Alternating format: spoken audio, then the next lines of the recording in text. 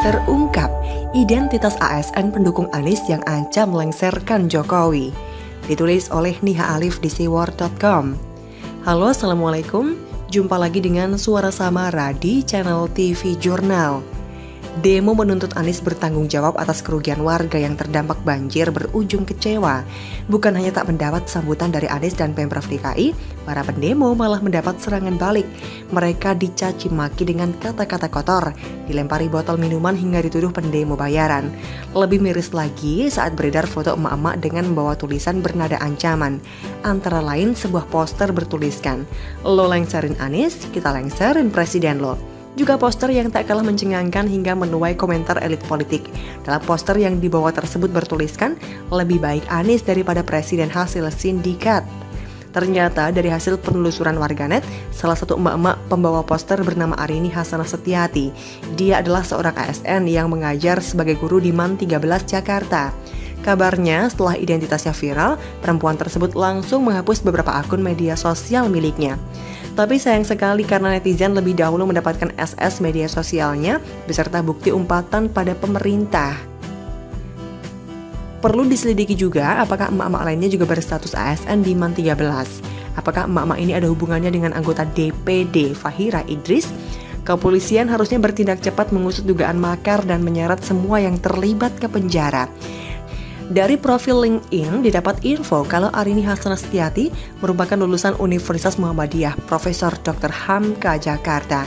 Dia mengambil jurusan Bahasa Inggris dan menempuh S1 dari tahun 1996 sampai dengan 1998. Dia mengajar di MAN 13 Jakarta sejak tahun 2009. Total mengajarnya 10 tahun 9 bulan. Sebelumnya dia juga pernah mengajar di MAN 3 Jakarta sejak 2003 hingga 2009. Total mengajarnya 6 tahun 6 bulan. Terakhir tanggal lahirnya 19 Juni. MAN 13 Jakarta sendiri saat ini dipimpin seorang Kapsek bernama DRA Hajah Herawati MPD. Alamat sekolahnya di Jalan Syukur, RT 1 RW 8, Lenteng Agung, Kecamatan Jagakarsa, Kota Jakarta Selatan, Daerah Khusus Ibu Kota Jakarta. Saya harap Kepala MAN 13 gerak cepat memberhentikan yang bersangkutan dan siapapun yang ikut demo pro Anies tapi memiliki niat makar terselubung. Jangan sampai sekolah religi diracuni sekelompok oknum yang anti pemerintahnya sendiri. Jujur, saya heran sekaligus sedih melihat ASN, apalagi yang berstatus guru, begitu membenci Jokowi dan pemerintah.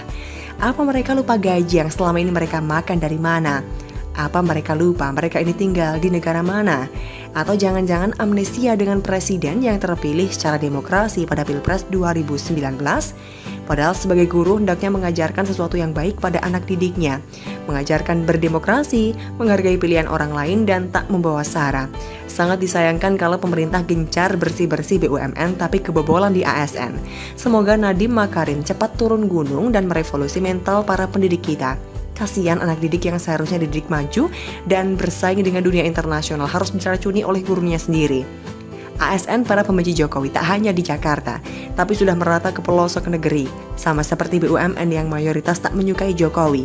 Itu sebabnya 70% lebih suara mereka mengalir ke Prabowo.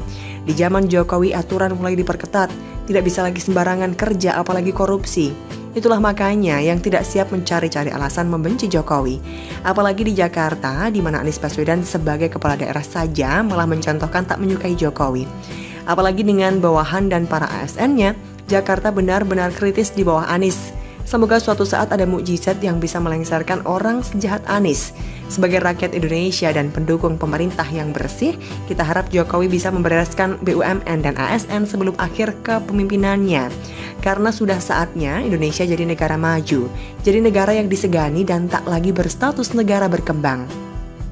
Di saat Jokowi gencar membawa investasi 300 triliun lebih dari Timur Tengah, kesiapan SDM juga harus dipikirkan. Jangan sampai pembangunan infrastruktur yang digenjot menjadi sia-sia karena mentalitas penerusnya. Sudah cukup Jakarta jadi contoh nyata kerusakan dahsyat setelah perbaikan era Jokowi Ahok. Semoga Tuhan membuka mata hati ASN kembali di jalan yang benar. Dan kalau mereka tak bisa insaf, biar penjara yang menyadarkannya. Begitulah kura-kura.